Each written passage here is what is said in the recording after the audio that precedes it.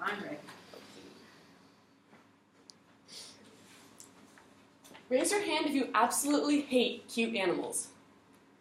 That's what I thought. Well, over 100 million cute animals suffer and die in chemical, drug, food, and cosmetic testing every year, according to PETA.org's article called Animal Testing 101. And you might think it's just those little rats, those mice, little like fish or something like that are getting tested on, but no.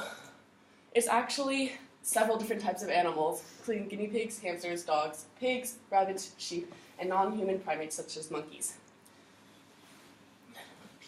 Animal testing is defined by the Humane Society International of HSI.org as procedures performed on living animals for the purposes of research into basic biology and diseases, assessing the effectiveness of new medical products, and testing the human health or environmental safety of consumer and industry products.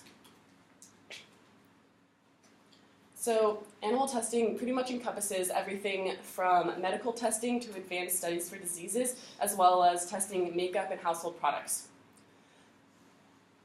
For example, some of the tests that go on in these labs include forced chemical exposure and toxicity testing, periods of physical restraint, and genetic manipulation, as well as infliction of pain to study its physiology and treatment. And you might think, maybe the pain is worth it, it's for science, right? But not exactly.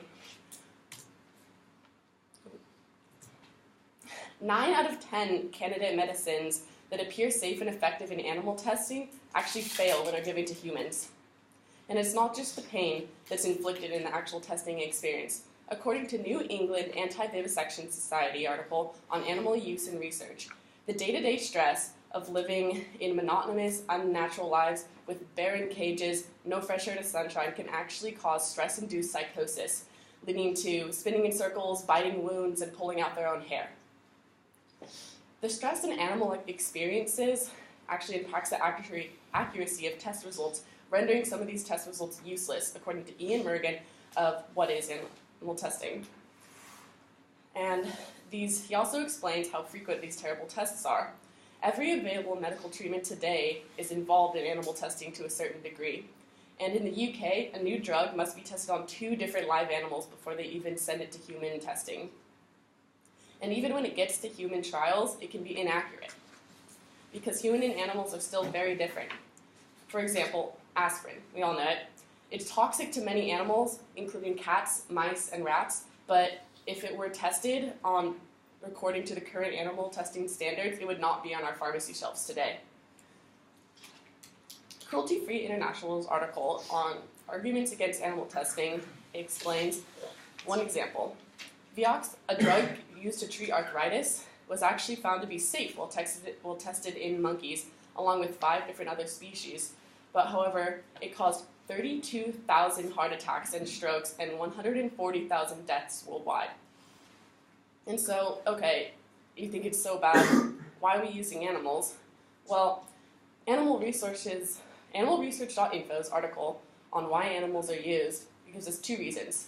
It's actually not legal to use in vitro tests before advancing to human trials, and it's a must for developing and testing potential treatments, even if it means testing animals by forcibly inducing disease symptoms to study them. SaferMedicine.org SaferMedicine.org's article entitled "Why Does Animal Experimentation Continue?"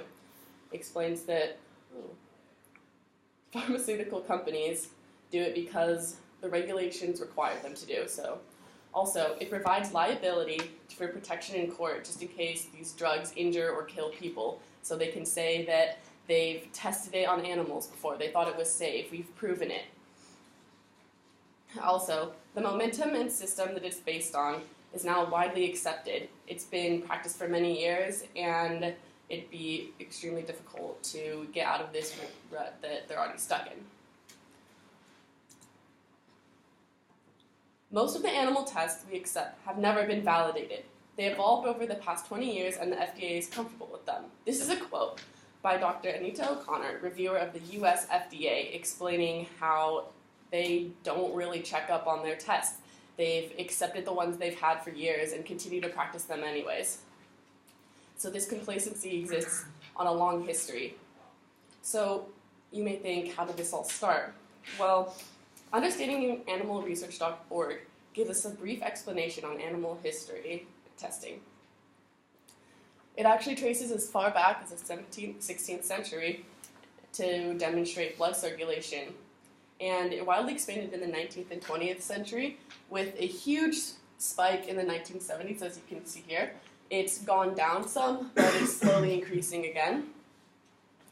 And over the last 10 years, there's some laws that passed that regulated animal lab standards, but the laws haven't done too much because many tests aren't reported, and so the daily torture and mental scarring of animals is still a very prevalent issue. So I've talked mainly about lab testing for medicine and scientific advances, and Kaylin will now explain the prevalence in education and cosmetics.